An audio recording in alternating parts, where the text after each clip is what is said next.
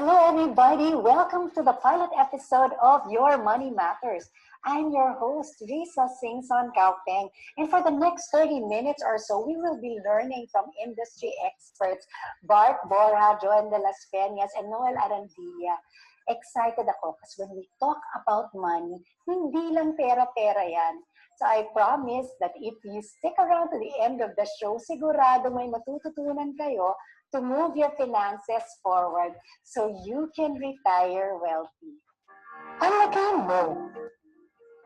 Gusto ko malaman kung paano mag-ipon at palaguin ang pera ko. Mga magkano kaya ang bayad sa mga financial seminars? A. Lampas 50,000 pesos. B. 20,000 to 50,000 pesos. C. 5,000 to 20,000 pesos. D. Libre. And the answer is libre.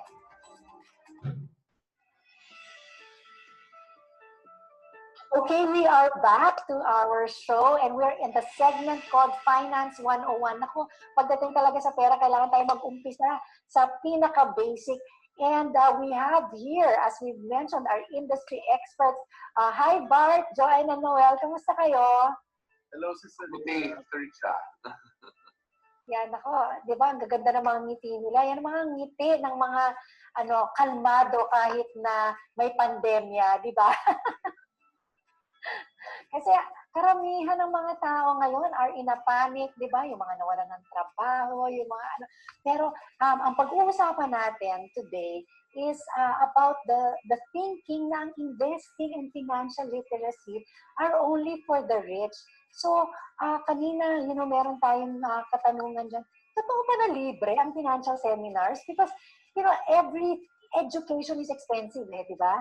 Alam natin yan. Pero, totoo bang libre ang matuto tungkol sa pera? Anong mga experience nyo, Noel? Yeah, thank you, Sister Risa. Thank you for having us here.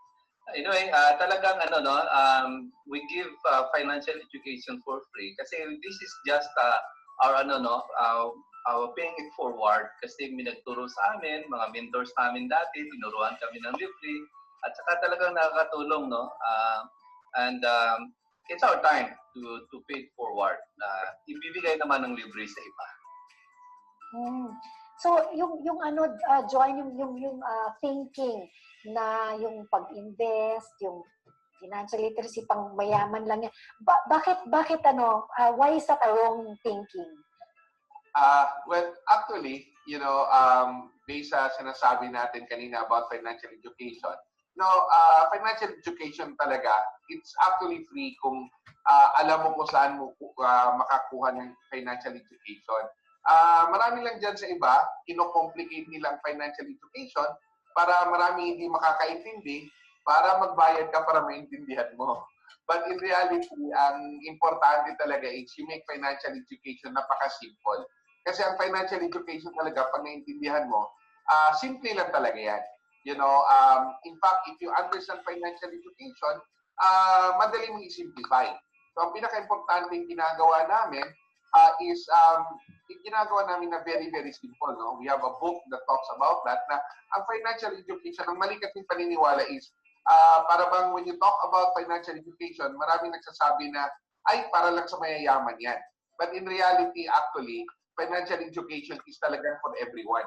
No, yun ang pinakamaling isip ng tao na pag pera na, dahil wala akong pera, hindi ko kailangan yan. In fact, pag wala kang pera, lalo mong kailangan ng financial education para maintindihan mo paano ka magkaroon ng maraming pera. So, ang financial education sa lahat ng nakikinig sa atin ngayon is talagang it doesn't matter who you are, where you come from, anong education background mo. Ang point is kung hindi na mamili ang pera. As long as may tamang financial education ka, mapapalaki mo talaga ang pera mo. So, ang key talaga is knowledge. Pag marami kang pera, wala kang knowledge, maubusin yung pera. Pero kung kahit maliit ang pera mo, pero may financial education ka, at the end of the day, lalaki pa rin yung pera mo. Bart, yan ba, mga bagay ba yan na alam mo nung sa umpisa, when you were working and when you were earning money? Kumbaga, ano ba yan? Automatic knowledge ba yan? Hindi yan. Nung nagtatrabaho ako dati sa isang malaking kumpanya, may tinatawag kaming Friday Club. Yung Friday Club, inuman yan, gastusan yan. So pagkatapos ng Friday Club, yung weekend naman, shopping naman. So sa madaling salita, walang natitira or kadalasan gas-gas pa ang credit card. So talagang, ang financial education, hindi automatic. Totoo yung sinabi ni Joanne, na hindi naman ito pang mahirap o pang mayaman. Para kahit sino dapat kailangan ng financial education. Alam mo, ang problema kasi sa karamihan, pag narinig ang financial education, ang una nilang iniisip, kailangan may pera ako. Hindi naman dapat yun eh. Kailangan, whether may pera ka or wala, kailangan mo ng financial education. Kasi may pera ka, kailangan mo pa rin ng financial education para i-manage properly ang pera mo. Kung wala kang mang pera, kailangan mo pa rin ng financial education kasi paano ka magkakapera? So, yun yung kailangan, kahit sino kailangan ng financial education. At hindi ito mahal. Totoo yung sinabi ni John, pinahirap lang ng ibang tao kasi parang maging hindi simple, naging komplikado para hindi maintindihan ng masa. Pero sa totoo lang, ang financial education napakasimple lang. Kung titingnan nga natin na ibang tao wala namang kinalaman sa financial education pero tama ang habit pagdating sa pera. So yun, nagiging maginhawang buhay. Pero kung titingnan natin, simple lang talaga ang financial education is proper management of assets or money. Wait, so Noel, ibig mo sabihin kahit na, let's say, high school graduate lang ako or yung mga iba, hindi man lang nakagraduate ng high school, maintindihan ko ba to? Maintindihan ko ba yung sinasabi niyong financial education? Di ba, education nga, kailangan nag-aralan? Yeah. Yan ang maganda sa IMG, talagang we simplify every word, every terminologies in financial industry. We simplify para maintindihan ng lahat. So yun nga, mahirap, mayaman, may pera, walang pera, may degree, walang degree. So talagang it's very easy to understand, very simple, very concise, straightforward, and very easy to understand. Ito talaga advocacy namin, kaya meron ka rin kaming financial literacy campaign kasi itong tanong mo palagi, alam ba ng mga tao bakit ang mayaman lalong yumayaman at saka ang mga mahirap lalo naging mahirap? Kasi ang mga yayaman, they know what to do eh. May tama sila information, the right knowledge. So pag ginawa nila para yumaman, so since educated sila, may financial education, they know, with the right knowledge, they know what to do, and they become wealthy. Ang mahirap naman, they don't know what to do, hindi na alam kung anong gagawin. And most of them, they don't even try to learn. Inisip pa ang pag-iipon, ang kaalaman sa financial para lang sa mayaman. So talagang walang attempt, walang even to try to learn. Kasi ito ang sinasabi natin palagi, we need financial education kasi it starts with the right information, the right knowledge. Pag tama yung information mo, the right information, the right knowledge, makagawa ka ng tamang decision, tamang choice, and with the right choice and the right decision, of course, you can make the right action. Pag tama yung action mo, papunta ka sa tamang direction, which is success. Pag mali kasi yung information mo, with the wrong knowledge, siyempre, paano magiging tamang decision mo? So you can make the right choice, the right decision. Mali na nga yung choice mo, mali talaga ang action. So mali ang direction, talagang failure. So, kaya sinasabi ko palagi, whatever situation ng mga tao ngayon, it's because of the choice, of the decision and action they made so many years back. And yung decision naman, yung choice at action, depende rin yun, nakagawa sila ng decision at sa action dahil sa knowledge and information na nakuha nila. That is why education is very important kasi with the right education, with the right information, magiging tama lahat yan. Kaya itong sinasabi ko palagi, maraming mahirap, naging mayaman. With the right knowledge, decision and action. Maraming yumaman na naging mahirap. So maraming naging mahirap, mahirap sila, naging yumaman with the right knowledge and the right decision, the right action. Pero marami rin yumaman, naging mahirap. Bakit? Mayaman na, bakit naging mahirap? Maybe, at start, they have the right information, but they stop learning. Meron pa silang hindi alam. Meron kulang pa yung alam nila. Sana tinuloy nila, tuloy-tuloy sana, no? Hindi mawala yung yaman nila. Kasi making money is not enough. Making money is not enough. You have to save the right way. And the bigger responsibility after saving that money is how to grow that money, meaning investing the right way. Ngayon, marami ka ng pera, how to protect that money. So talagang yun ang binibigay namin, financial education sa lahat. So walang pinipili ang IMG kung sinong i-educate. Ayan na, ang sikreto ay binubunyag na ng IMG. Kaya, teka lang, magko-commercial break lang tayo at babalikan natin si Joanne, si Bart, at saka si Noel dahil lalo pa nilang ituturo sa atin kung ano itong mga alam ng mga mayayaman na hindi alam ng mga mahihirap. Pagbalik ng Your Money Matters.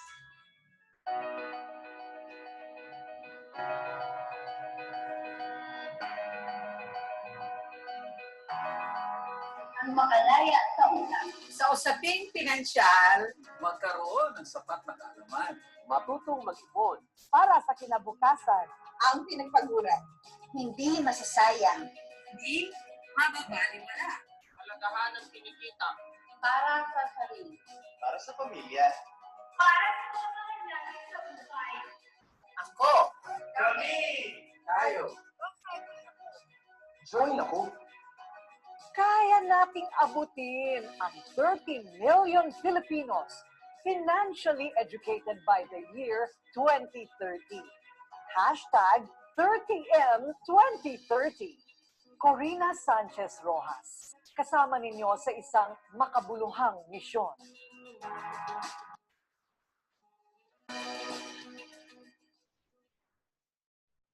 Kahit ano man ang estado natin sa buhay, we keep working. But we keep forgetting. We seem to forget that health is the real wealth. Kasi you never know what's going to happen tomorrow. Ang mas nangangailangan yung mga lalong nahihirapan. Kung kaya naman nilang maghulog ng paunti-unti, basta meron ka may protection ka. Kasi baka yung kinikita mo hindi sapat sa pambili ng gamot. Marami nagkakasakit, mga anak, di ba? O ikaw mismo. Lalo kung ikaw yung breadwinner, nagtatrabaho ka para sa pamilya mo, tapos bigla ka nagkasakit, paano na yung pamilya mo? At kahit na anong estado, it's one thing off your list ang aalalahanin. Kahit ako, di ba?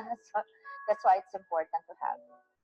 Kasama ko ang Kaiser, kahit maputi na ang buhok ko. May Kaiser health card ka na ba? Sharon Cuneta po, para sa Kaiser. And we are back. We're back to our show at kasama natin si Bart, si Joanne at si Noel. And before the commercial break, si Noel was telling us na kaya sila yumaman. Kasi meron silang alam na hindi alam ng mga mahihirap.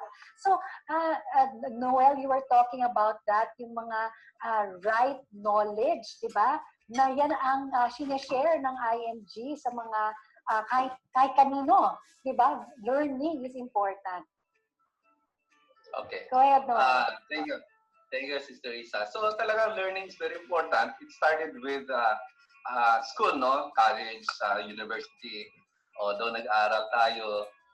Pero ang tinuturo sa atin is paano kumita, how to work for the money. Paano kumita. Never tinuturo sa atin what to do with that money pag nandun na. So how to make that money work for us. So ngayon, since hindi tinuturo, nag-aral, ilang taon, pagkatapos nakapagtrabaho, kumita, since hindi tinuro, anong gagawin doon sa kita? Doon na lumawas ang problema. Kaya tanong palagi, bakit dati wala akong income? May problema sa pera, pero maliit. Ngayon, nagka-income ako, maliit ang income, may problema sa pera. Nagkaroon na ng problema sa pera. Habang dumadami ang pera, dumadami rin ang problema sa pera.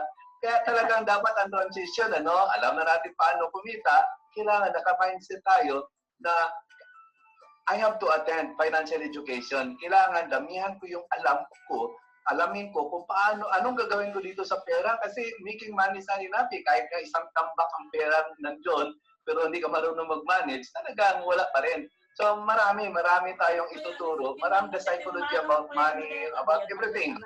Nandun yan, talagang maraming mga matutunan ng mga tao. Tsaka maganda dito sa IFD, talagang libre lahat ng education. Kanina pa humihintay si Joanne. Meron kang gusto sabihin sa amin, Joanne. Si Noel, ang problema kasi, may kasabihan na the more you earn, the more you spend. Yun yung usual na mali ng tao. Dapat ang tuturo talaga natin is the more you earn, the more you save. Yun yung, kasi habang lumalaki yung ipon, lumalaki yung income mo, supposedly talaga, lumalaki yung savings mo.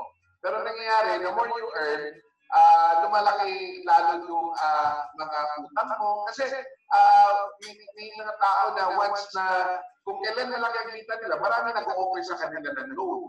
Kung wala naman silang naiintindihan sa loan, hirap rin sila ng hirap. Nung wala ka pang pera, wala ka pang income, wala nag-o-offer sa'yo ng loan. Ngayon lumaki yung pera mo. Marami nag-o-offer sa'yo ng loan. So, I guess isa yan sa mga tinuturo natin na, siyempre, pagka may loan ka, that's money working against you. So, hindi ka mananalo dyan sa loan na yan. So, importante talaga yung habit mo, yung financial education na tinuturo natin dito is really the more you earn, the more you save. Yun talaga pinaka-importante. Kasi matutunan na talaga yung letting money work for you. You know, pag minsan, we talk about that, no, na when letting money work for you, pag money is working for you, masarap. Pag ang pera ang nagtatrabaho, hindi na ikaw ang nagtatrabaho. Pero marami nagtatrabaho, paano talaga nangyayari yun na ang pera ang nagtatrabaho para sa iyo? Of course, medyo mahaba-habang topic yan. Pero bottom line, money is working for you kung alam mo yung proper financial education. Kasi when money is working for you, ang ibig sabihin nun is malaki ang savings mo. Because money will never work for you if you don't have any money. So marami ang savings mo. Pero pag money is working for you, ibig sabihin may tama kang ipon, may tama kang financial education, bottom line, masarap because money doesn't complain. Yung pera, hindi yung nagpapahinga. Once may pera ka, tuloy-tuloy ang income, di ba? Ang tao pag nagtatrabaho, napapagod. Ang pera pag nagtrabaho para sa'yo, hindi yan mapapagod. Yun lang ang isa lang problema. Kung wala kang ipon, money will never work for you.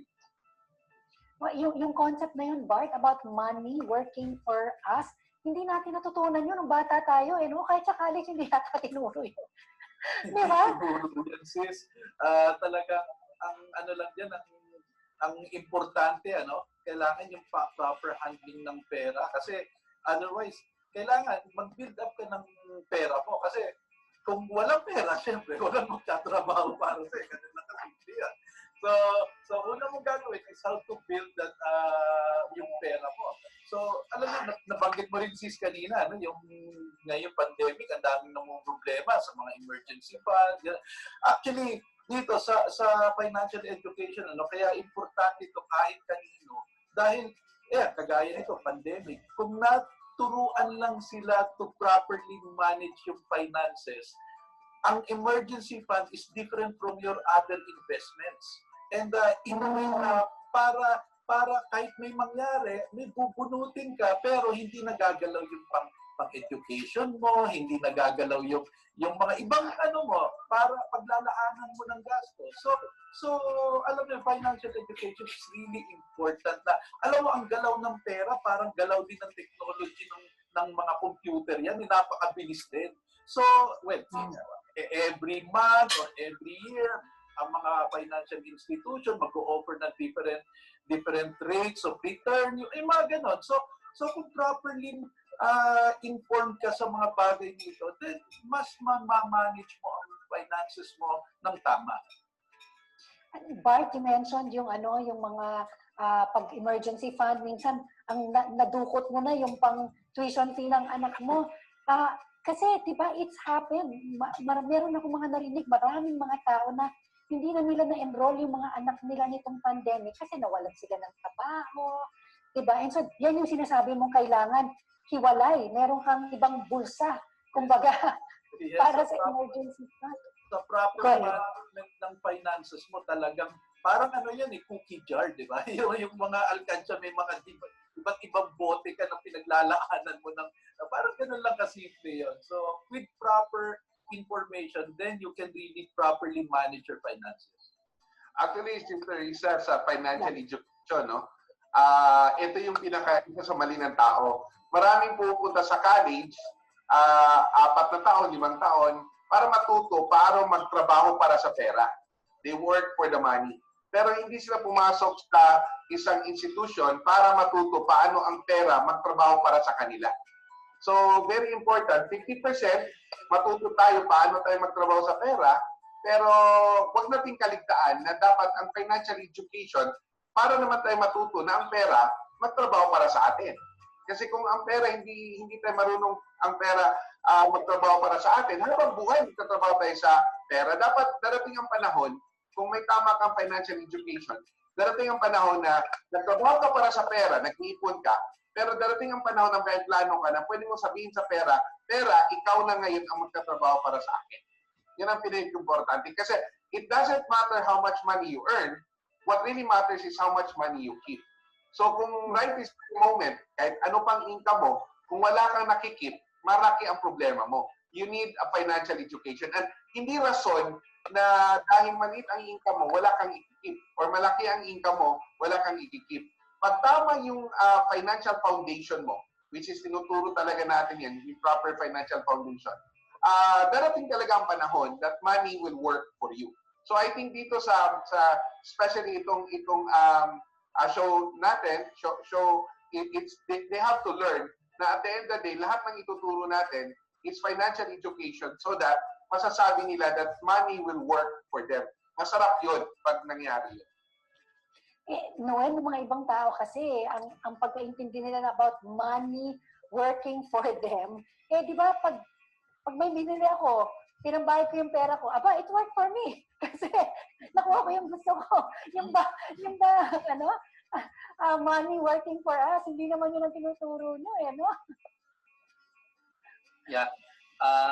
Talagang sinasabi namin palagi na yung kinikita mo, pag inuuna mo yung shopping, iniuna mo yung mga bili ng bili dito, ang binabayaran mo yung mamayayaman. So yung sinasabi namin na pay yourself first is ipon para sa kinabukasan mo. Ang sinasabi ng iba, ako naman binabayaran ko ang sarili ko. But every time na matanggap ko yung sweldo ko, kain dito, diba? Tapos pili ng bagong sapatos, bagong damit. Yun nga, hindi ikaw ang binabayaran mo noon. Yung mga may-ari ng store, sila ang kumikita sa pera mo, sila ang tumatanggap, ikaw nawala ng pera. So paying yourself first is ipon para sa kinabukasan mo. So yun talagang proper mindset, no? Kaya very important yung ang ginagawa nating topic is mga maling paniwala tungkol sa pera, no, na dapat nating baguhin kasi mga maling paniwala tungkol sa pera, pag hindi natin nabago yan, talagang hindi kaya yaman, talagang hirap ka sa buhay, hirap ka sa pera for the rest of your life. Kasi there's a lot of mga conflicting beliefs about money in our culture. So yung iba tama, iba mali. Bakit ba nagkaroon tayo ng mga maling paniwala tungkol sa pera? Yun yung sinasabi ko, kailan yan nabuo ng mga ganong paniwala? Nung super maliit pa tayo, meron tayong nakita sa mga nakakatanda sa atin, meron silang ginawa, meron silang sinabi na akala natin tama. So, sinasabi nga sa one of the advertisements, na I forgot, from Christina, I think, Nestle, ang mga maling ginagawa ng matatanda sa mata ng bata nagiging tama. So maraming mga maling paniwala na nakikita natin sa mga nakakatanda, akala natin tama, tapos yun, dala-dala natin paglaki natin. So yung mga maling paniwala ngayon, akala natin nga tama. So talagang pag hindi mo na-correct yan, hindi mo na-itama yan, talagang hirap ka sa pera. Kaya talagang pinili namin yung topic na to, mga maling paniwala tungkol sa pera na dapat natin baguhin. We compiled more than 30. So, pag nabago mo yan, mga maling paniwala, there's big chance na mabago mo yung financial situation mo. So, sa show natin, marami tayong mga experts, iba-ibang experts ang magdi-discuss niyan. So, talagang maraming matutunan yung mga nakikinig sa atin, not just, every segment is a very, very powerful information para sa kanila. There you have it. Yan, narinig natin. Kailangan natin baguhin yung ating pag-iisip. And so we're so blessed that we have our experts here on board. So pagbalik po natin after our commercial break, meron tayong question from one of our viewers. Pagbalik ng Your Money Matters. Bakit mahalaga ang life insurance? Yung experience pala na pag ika'y nawawala ng mahal sa buhay, hindi mo kaya mag-isa. Ang lungkot, sasadsad ka, gagapang ka, iiyak ka. Ang pinakamaganda sa life insurance, it makes life easier para doon sa mga naiwan. Katulad na lamang halimbawa, Manila Bankers Life. Para mong kamag-anak, para mong kapatid na nariyan in your moment of grief. The best way to show your love is to assure your loved one that I will not only take care of you during your lifetime, but I will take good care of you in this lifetime and beyond. Boy Abunda po, para sa Manila Bankers Life, the best way to show your love.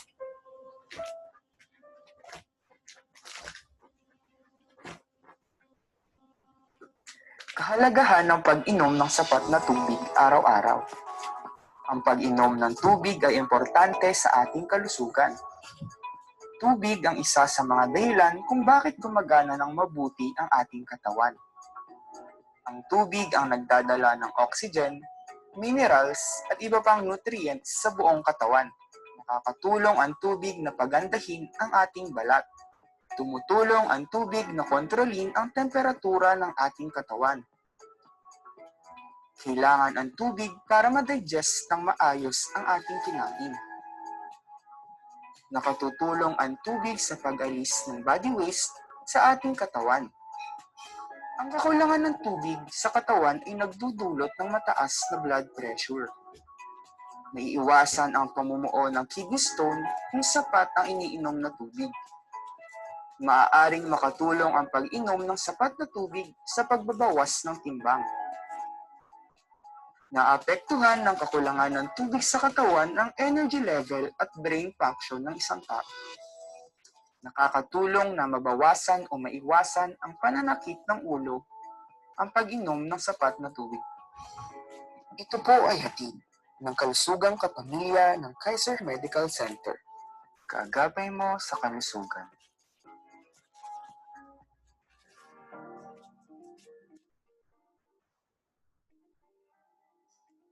Okay, we're back here at Your Money Matters and it's our segment called Ask the Experts. Ito, panorin natin muna yung tanong. Hi, my name is Eliza. I'm a certified public accountant working and living in Germany for 4 years now. My question is, what makes a good investment and how diversified an investment should be to be considered as a good investment? Thank you. Okay, that's si Eliza. Ang nagtanong ba, nasa Germany pa pala si Eliza. So, anong masasabi niyo, Bart, Joanne, and Noel, tungkol sa question niya, paano ba mag-diversify ng investments? Or dapat ba, meron ba kayong mga recommended ways of investing? Number one, kailangan i-identify muna natin bakit para saan ba yung investment mo? Why we invest? Yun ang pinakauna, no? Pinakauna, before you invest, wag lang pasok ng pasok dyan. Number one step dapat is, bakit ka mag-invest? So, meron tayong tinatawag na investment of objectives, your financial goals. So, para saan ba yung investment mo?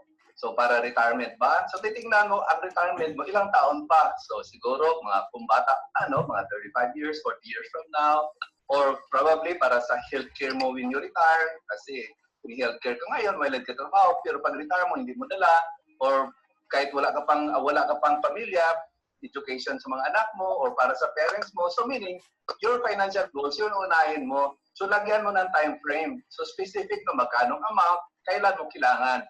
So that's number one reason. Kung bakit, again, number one is bakit ka nag-invest. So second is, titingnan mo, may long-term, i-invest mo yan sa long-term instrument. So long-term goal, invest in long-term instrument. So probably more than 5 years, more than 10 years, pwede mo ilagay yan sa long-term investment instruments like stocks, gold funds, and other instruments, no? But sa long-term. Pero yung kung kailangan mo yan next year, huwag mong ilagay sa stock market, huwag mong ilagay sa long term, dito mo rin ilalagay sa short term instrument. So, how diversify is over diversification is not good, ano? But at least we can guide you. Ang dami-dami kasi i-discuss natin yan kung paano mag-diversify. We have enough time. We don't have enough time in this in this segment. But at least when you have enough time to listen to our training, you will be guided how to make diversification based on your financial goals. So Joanne, hindi pala bara-bara lang, basta ipon, game na. Hindi pala gano'n, ano? Well, alam mo, number one siguro, it's pinaghirapan nila yung pera nila. So, a lot of people kasi, naghirap sila sa pera, pero ay nilang magkaroon ng financial education. So, dapat naiintindihan nila na pag pinaghirapan nilang pera, dapat, one of the things talaga, when we talk about investment is, babalik pa rin tayo sa financial education. Yung tinuro ni Noel ngayon, kasama yun sa financial education, yung your goal. Di ba? Kasi pag alam mo yung goal, alam mo kung ano yung risk. Di ba? Kailangan mo rin maintindihan yung risk.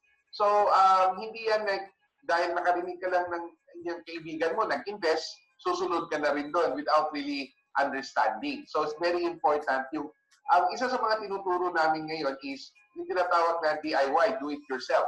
You know, kasi no one else knows better than yourself. Pero kailangan mo ma-educate mo na yung sarili mo para alam mo talaga kung ano talagang kailangan mo. Para yung sa doktor maraming gamot, di ba? Pero ano yung gamot na para sa'yo? Posibleng yung isang gamot maganda sa'yo pero hindi maganda sa iba.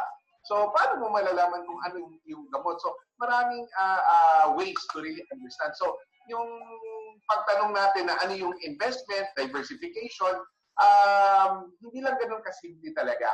It's really, really understanding. When you talk about, halimbawa, may nagsasabi about mutual fund, paano mo talaga maintindihan ang mutual fund, di ba? So, kailangan, mag-attend ka talaga ng mga seminars, no?